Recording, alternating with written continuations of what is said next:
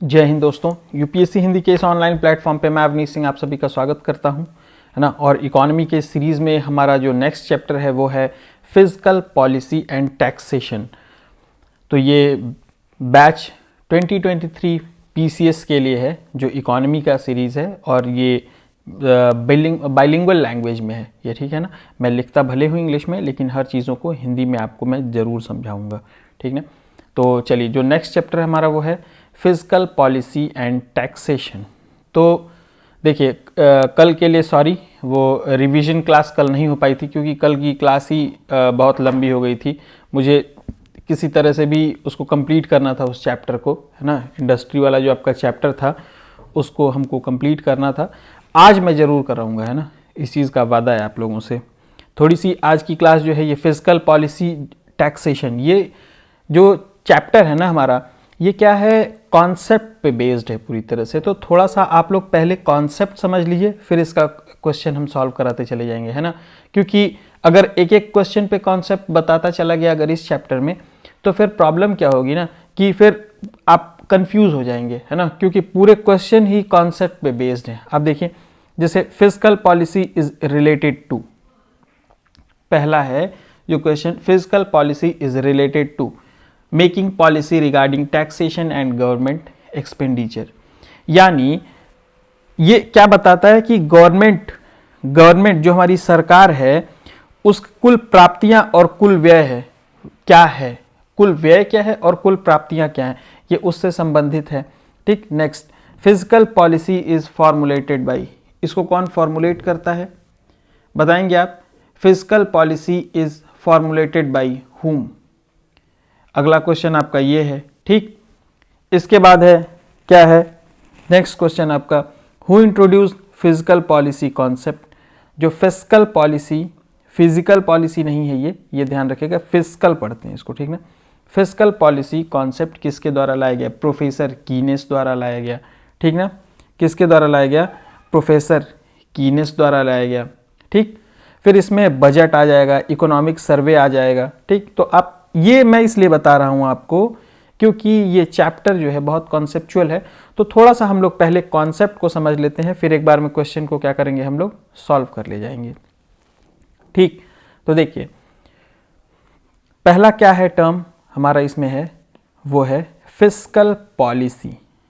सबसे पहले हम समझते हैं कि क्या है ये फिस्कल पॉलिसी, है ना। एक सेकेंड,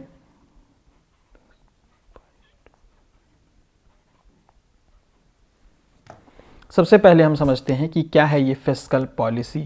फिस्कल पॉलिसी को हिंदी में हम कहते हैं राजकोषीय नीति। क्या कहते हैं,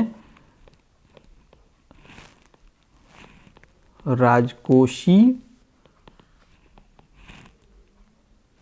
नीति, ठीक ना।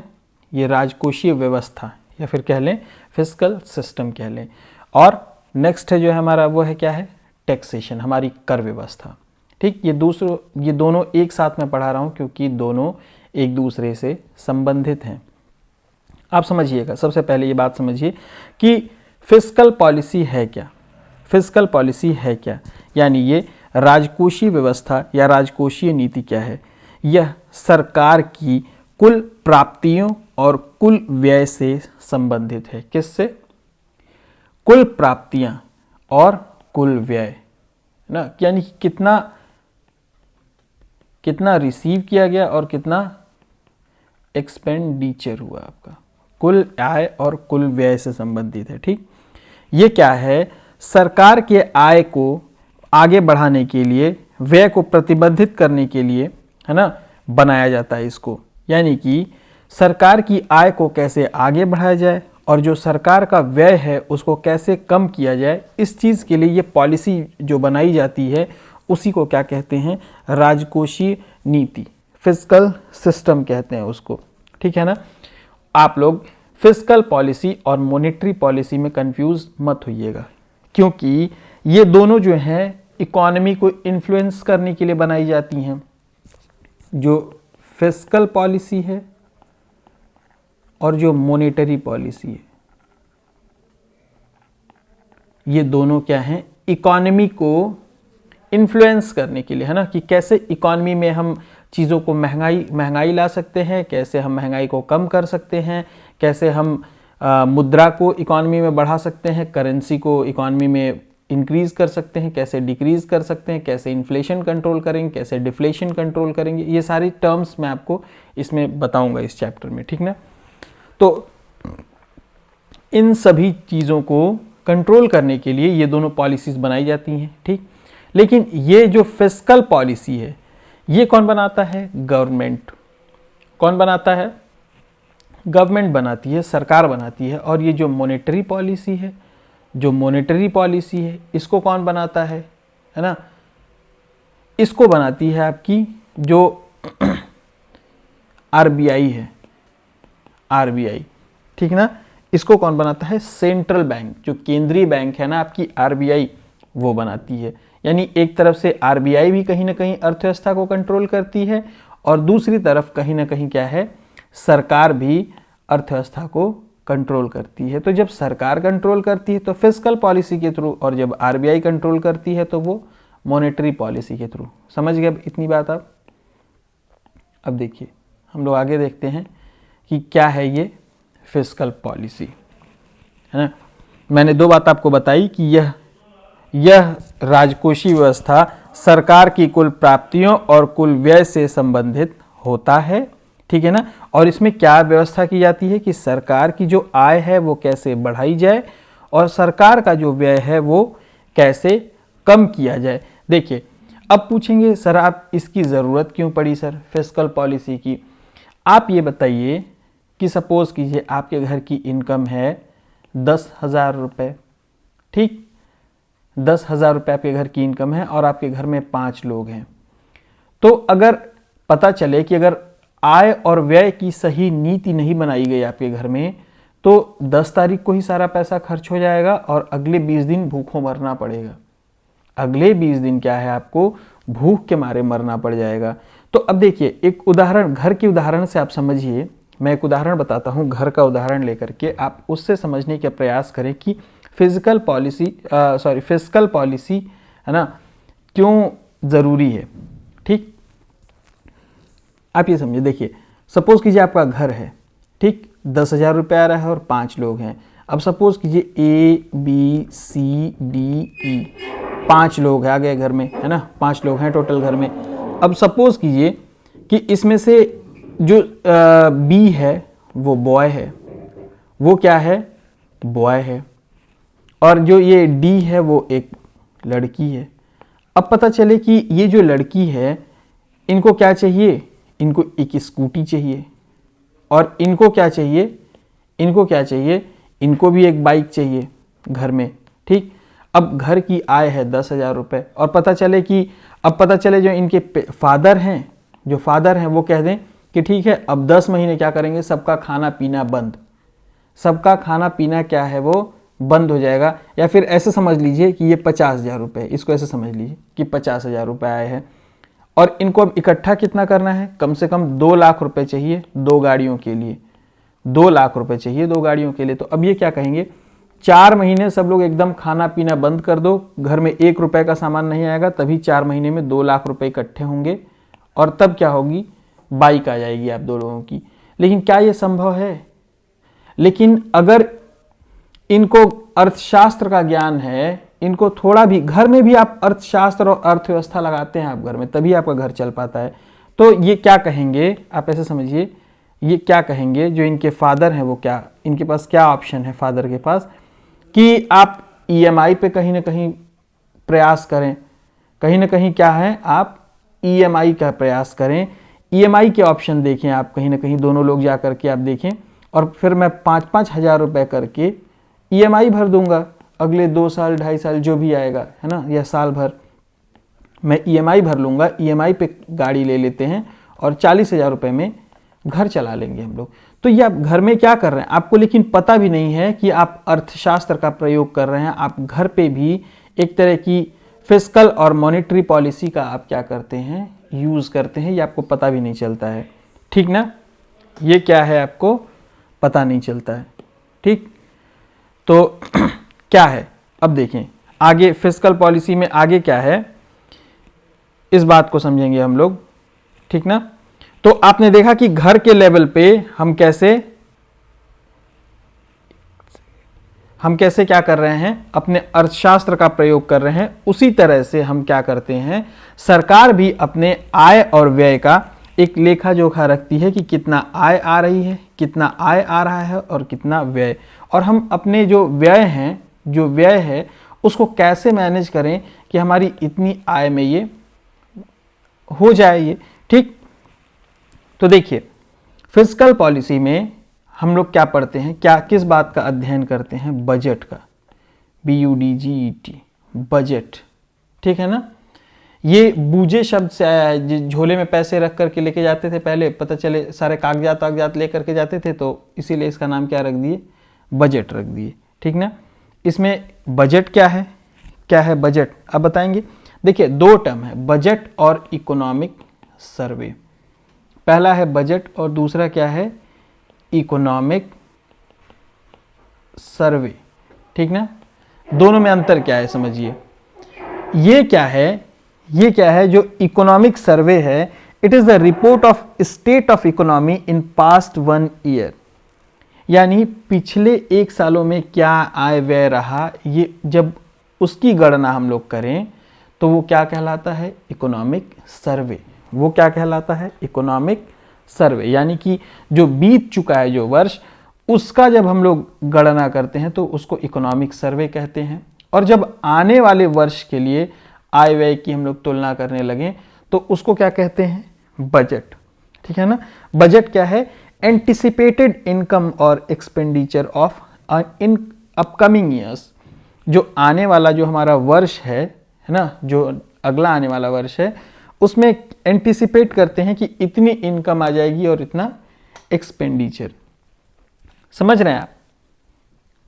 चलिए, तो ये दो बात आप समझ गए। चलिए हम देखते हैं, क्वेश्चन पूछा है कि जो ये फिस्कल पॉलिसी है वो किससे संबंधित है, फिस्कल पॉलिसी, ठीक है ना, is related to presentation of budget, ठीक है ना। Fiscal policy is related to presentation of budget, यानी कि making policy regarding to taxation and government expenditure. ये समझ में आया कि गवर्नमेंट टैक्सेशन करके कैसे अपने आय बढ़ाएगी और कैसे एक्सपेंडिचर को मैनेज करेगी, क्या है वो, फिस्कल पॉलिसी। ये किसके द्वारा फॉर्मुलेट किया जाता है, किसके द्वारा ये फॉर्मुलेट किया जाता है, बताएंगे आप। Fiscal policy ministry of finance के द्वारा, ठीक है ना। किसके द्वारा, मिनिस्ट्री ऑफ फिनांस, यानी कि इसको हिंदी में कह सकते हैं वित्त मंत्रालय। यह वित्त मंत्रालय द्वारा प्रस्तुत किया जाता है, ठीक है ना, फॉर्मुलेट किया जाता है, ठीक। चलिए अगला देखते हैं हम। देखिए, इसको दूसरी भाषा में हम लोग वार्षिक वित्तीय विवरण भी कह सकते हैं। जो बजट है उसको दूसरी भाषा में हम लोग क्या कह सकते हैं, वार्षिक वित्तीय विवरण। और देखिए, एक चीज आप जान जाइए यहीं पे कि जो बजट है वो क्या किया गया जाने लगा कि पहले बजट फरवरी के अंतिम कार्य दिवस के दिन प्रस्तुत किया जाता था। जो ये बजट है वो किसके द्वारा प्रस्तुत किया जाता था, अभी देखते हैं, लेकिन पहले ये देखें कि कब प्रस्तुत किया जाता था। तो पहले अंतिम कार्य दिवस को प्रस्तुत किया जाता था, लेकिन 2017 और 18 के बाद, 2017 और 18 के बाद ये फरवरी माह के पहले कार्य दिवस के दिन ही प्रस्तुत किया जाने लगा है, ठीक है ना। ये अब फरवरी का जो पहला जो फरवरी माह का जो पहला कार्य दिवस होता है उस दिन प्रस्तुत किया जाता है, जबकि पहले ये बाद में किया जाता था, ठीक ना। दूसरी क्या चीज इसमें की गई कि आम बजट और रेल बजट का दोनों का क्या किया गया, विलय कर दिया गया। दोनों का क्या किया गया, विलय कर दिया गया, ठीक है ना। और तीसरा क्या किया गया, नियोजित और गैर नियोजित व्यय को समाप्त कर दिया गया, ठीक है ना। Planned and non planned expenditure, पहले जो एक्सपेंडिचर है ना वो पहले प्लान्ड और नॉन प्लान्ड हुआ करता था, लेकिन इसको क्या किया गया, योजना आयोग के समाप्त होने के बाद इसको भी प्लान्ड और अनप्लान्ड को समाप्त कर दिया गया और एक ही तरह का एक्सपेंडिचर आने लगा है, ठीक है ना। चलिए नेक्स्ट हम लोग पढ़ेंगे बजट में। अभी हम लोग बजट देखेंगे पहले, है ना। बजट देख रहे हैं। फिस्कल पॉलिसी मैंने आपको बताया कि क्या करते हैं। फिस्कल पॉलिसी का जो पार्ट है बजट, उसका हम अध्ययन कर रहे हैं। अभी मैंने आपको बताया बजट को अब हम जब आगे ब्रेक करेंगे तो 2 पार्ट में ब्रेक होगा। बजट को जब आगे हम ब्रेक करेंगे तो 2 पार्ट में ब्रेक होगा। पहला तो आपने बताया रिसीप्ट और एक्सपेंडिचर है इसमें। तो पहला क्या है, RECEIPT, रिसीप्ट, और यहाँ पे एक्सपेंडिचर, ठीक है ना। यहाँ पे क्या है, एक्सपेंडिचर, ठीक। इसको रिसीप्ट को क्या बोलते हैं, प्राप्तियां, क्या बोलते हैं, प्राप्तियां। और इसको क्या बोलते हैं, व्यय, इसको क्या बोलते हैं, व्यय, ठीक ना। तो ये हो गई प्राप्तियां और ये हो गया व्यय। अब इसको भी 2 पार्ट में, ये भी 2 पार्ट में ब्रेक होता है। जो प्राप्तियां हैं वो भी 2 पार्ट में। पहला है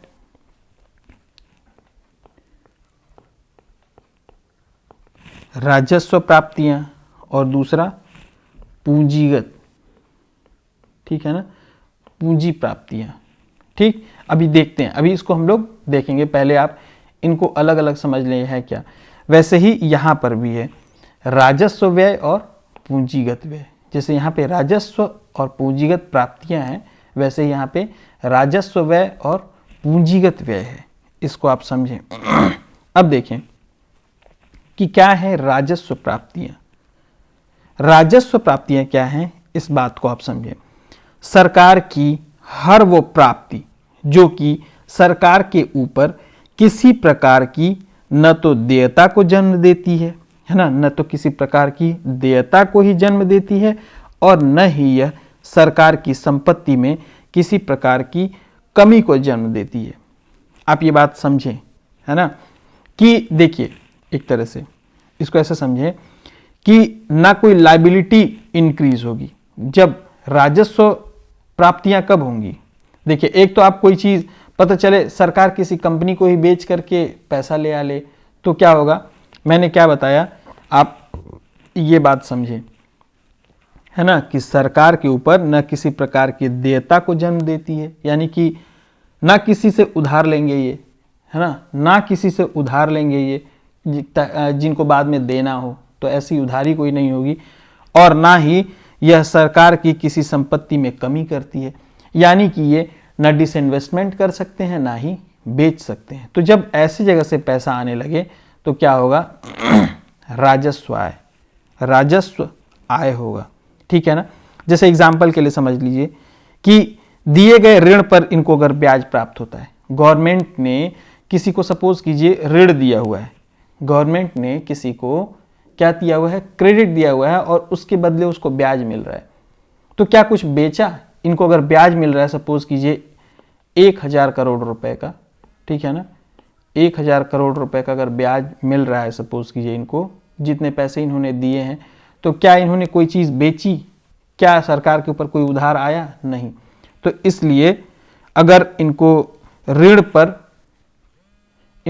पर क्या प्राप्त होता है, इनको दिए गए ऋण पर अगर ब्याज प्राप्त होता है तो वो क्या है,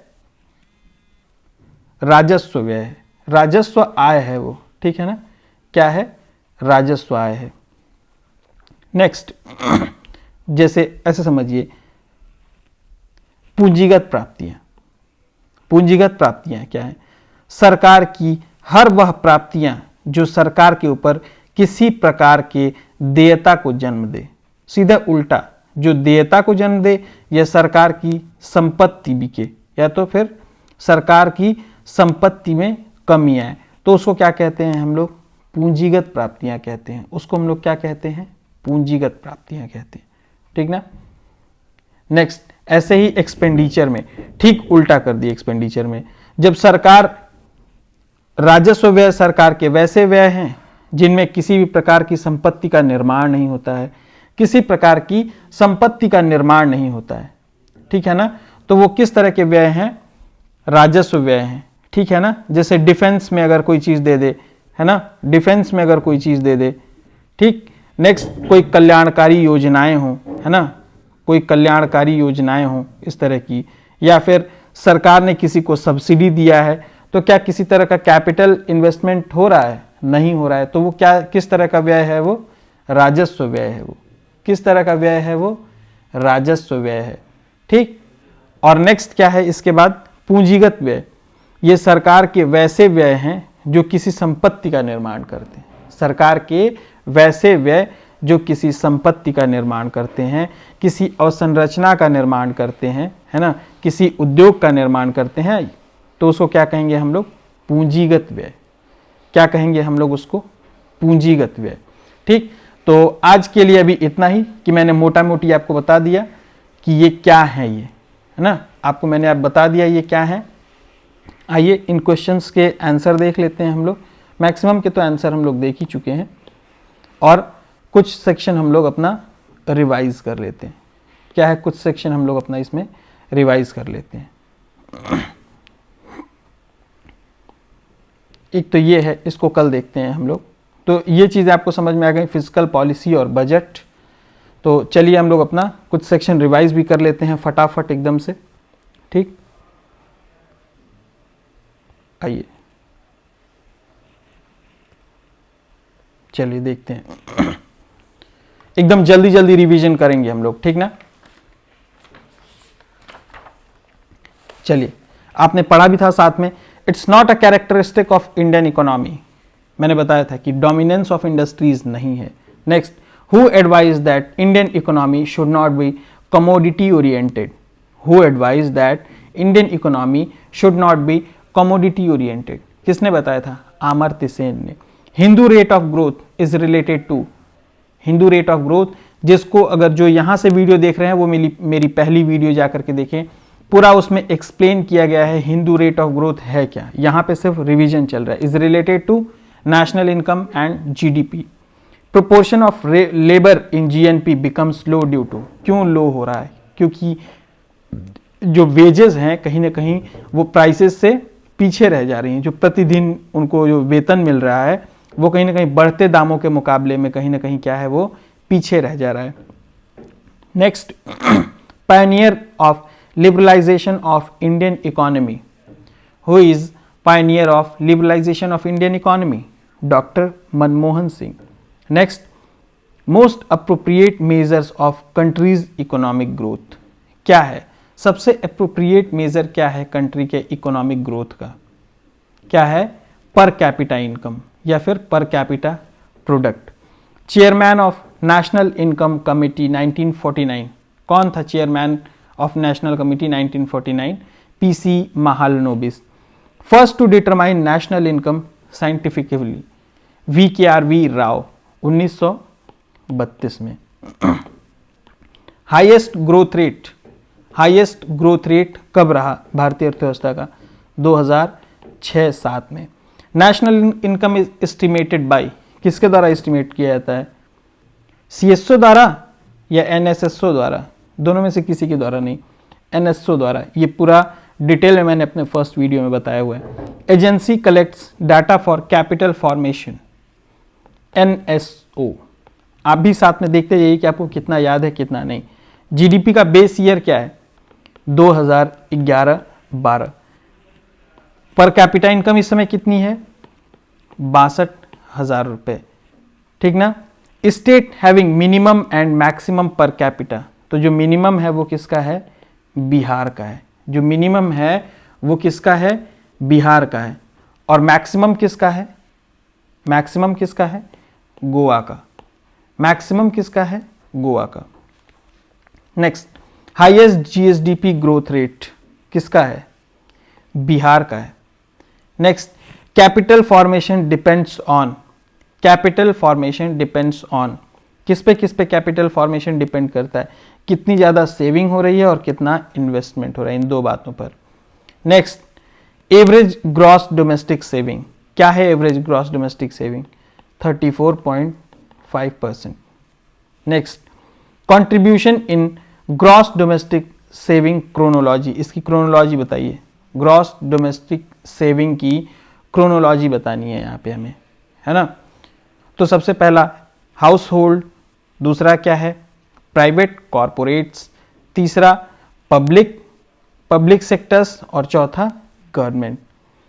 things having highest share in house hold saving में जिसका शेयर सबसे ज़्यादा है किस चीज़ का है, याद करेंगे आप, किस चीज़ का सबसे ज़्यादा शेयर है, वो है फिजिकल असेट्स का। किसका है, फिजिकल असेट्स का है। Next, reason for slow growth of real per capita, reason of slow growth of real per capita, क्या है रियल पर कैपिटा के स्लो ग्रोथ का वजह, है ना, वो देखते हैं हम लोग। क्या है, क्या हो सकता है, highest increase in price. Next है हमारा एग्रीकल्चर एंड एलाइड सेक्टर। पहला है जेनेटिक इंडस्ट्री इंक्लूड्स, आंसर है इसका एग्रीकल्चर। आंसर क्या है इसका, agriculture. PM who opposed idea of cooperative federalism, PM who oppose idea of cooperative federalism, कौन थे वो जिन्होंने अपोज किया कोऑपरेटिव फेडरलिज्म के आइडिया को। कोऑपरेटिव फेडरलिज्म पता है क्या है आपको, मैंने अपने फर्स्ट वीडियो में पूरा इसको कायदे से अच्छे से समझाई हुई है ये चीज़ें, बताइए। चौधरी चरण सिंह। बुलक कैपिटलिस्ट कौन है, who are bullock capitalist, farmers who have some resources but are not very rich, ऐसे कृषक जिनके पास कुछ रिसोर्सेज तो हैं, कुछ रिसोर्सेज तो हैं लेकिन वो क्या है, इतने रिच नहीं है वो, ठीक ना, क्या है वो, इतने रिच नहीं है वो। नेक्स्ट, लैंड होल्डिंग, मार्जिनल क्या है, स्मॉल क्या है, मार्जिनल लैंड होल्डिंग किसको कहते हैं, स्मॉल लैंड होल्डिंग किसको कहते हैं। तो मार्जिनल जिनके पास 1 हेक्टेयर से कम की खेती हो, और स्मॉल जिनके पास 1 हेक्टेयर से ज़्यादा हो, 2 हेक्टेयर के बीच में हो। Next, most critical stage for irrigation, crown root initiation stage, जिसको CRI स्टेज भी बोलते हैं शॉर्ट फॉर्म में। अगर ये आपको नहीं समझ में आता है तो आप जाकर के पहले के वीडियोस देखें, पहला या दूसरा वीडियो होगा ये, इसमें मैंने बहुत अच्छे से बताया कि क्राउन रूट इनिशिएशन स्टेज क्या होता है, ठीक। Next, effective reason for slow agricultural development, slow agricultural development के लिए जो सबसे इफेक्टिव रीजन है वो क्या है, वो क्या है, रूरल पुअर्टी, रूरल पुअर्टी, जो हमारे रूरल एरिया में गरीबी है। Next, share of agriculture in national income, national income में एग्रीकल्चर का शेयर कितना है। मैं जानबूझ के थोड़ा मौका दे रहा हूं ताकि आप लोग भी रिकॉल करें, मुझे तो आंसर याद ही है ना, 19%, और ये लगातार गिरता जा रहा है, ये बात भी ध्यान रखेंगे। Next, highest per hectare production of cotton in world, highest per hectare production of cotton in world, Australia. कौन है, ऑस्ट्रेलिया, पर हेक्टेयर प्रोडक्शन की बात हो रही है। नेक्स्ट क्या है, net crop sown area in India, है ना, अच्छा नहीं ये नहीं है, नेट क्रॉप शोन, ये इसको करंट में करा लेंगे, एक क्वेश्चन था, है ना, नेट क्रॉप शोन एरिया, उसको करंट में ही करेंगे, इसलिए मैंने इसमें नहीं बताया है वो। नेक्स्ट है largest producer of vegetable in world, who is the largest producer of vegetable in world, China. और फिश में कौन है, फिश में कौन है, largest producer of vegetable in world is China, कौन है, चाइना, चीन है, ठीक ना। नेक्स्ट, काशी लालिमा इज वेराइटी ऑफ, काशी लालिमा किस चीज की वेराइटी है, लेडी फिंगर की, यानी कि भिंडी की वेराइटी है, ठीक। Largest producer in India, Bharat के लेवल पे बात हो रही है, ठीक है ना, और यहाँ विश्व लेवल पे बात होगी, तो दोनों में कंफ्यूज मत होइएगा, ठीक ना। मैंगो यूपी, लीची Bihar, coconut Kerala, Apple Jammu and Kashmir, ठीक ना। Next, largest producer of in world, ठीक ना, रबर, रबर का largest producer in world, Thailand. Coffee में कौन है? ब्राजील। कॉफी में कौन है? ब्राजील। शुगर केन में भी ब्राजील। और ओलिव में, ओलिव ऑयल है ना, ओलिव में स्पेन। कौन है? Spain. Next, largest coffee producer in India, largest coffee producer in India, Karnataka. ठीक ना, कर्नाटका।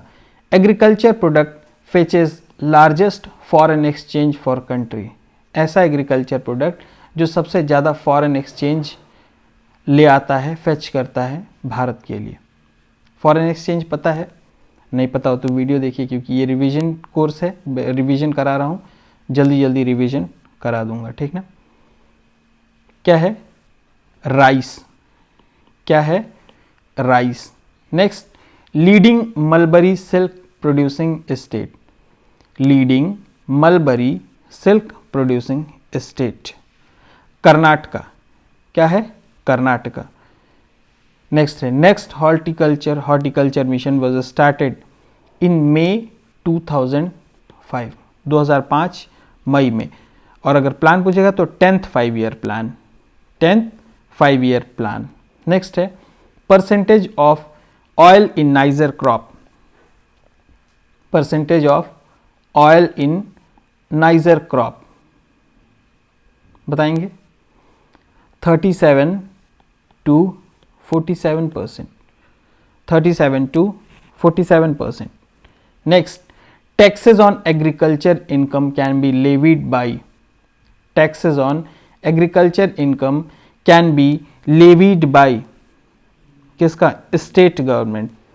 किसके द्वारा? By state government. किसके द्वारा लगाया जा सकता है? By state government. Next, percentage of labour force in agriculture in India and UP, percentage क्या है एग्रीकल्चर फोर्स में? लगभग भारत में 55% लेबर फोर्स है, और एग्रीकल्चर में अगर भारत के लेवल पे देखा जाए, भारत के लेवल पे देखा जाए तो 55%, और यूपी के लेवल पे देखा जाए तो 60%। ठीक। नेक्स्ट, ऑब्जेक्टिव ऑफ विशेष कृषि ग्राम उद्योग स्कीम क्या है?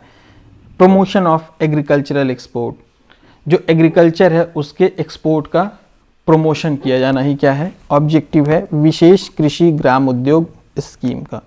नेक्स्ट है किसान बही योजना, किसान बही योजना ये क्या है? ये वीडियो मैंने बताया हुआ है, इसका बस यहाँ पे हम लोग डेट देखेंगे। किसान बही योजना का क्या है? 1992। Next, professor Sen Gupta divided India into how many micro agricultural regions, कितने माइक्रो एग्रीकल्चरल रीजन में इसको डिफाइन किया, डिस्ट्रीब्यूट किया? 60, और 4 मैक्रो रीजन में। ठीक है ना, और 4 मैक्रो रीजन में। तो आज यहीं तक का रिवीजन, नेक्स्ट रिवीजन हम लोग नेक्स्ट लेक्चर में करेंगे। और आप लोग क्वेश्चंस जरूर सॉल्व करते रहिए, है ना, क्वेश्चंस जरूर सॉल्व करते रहिए। ठीक है, थैंक यू। आज की क्लास इतनी। Thank you and have a nice day.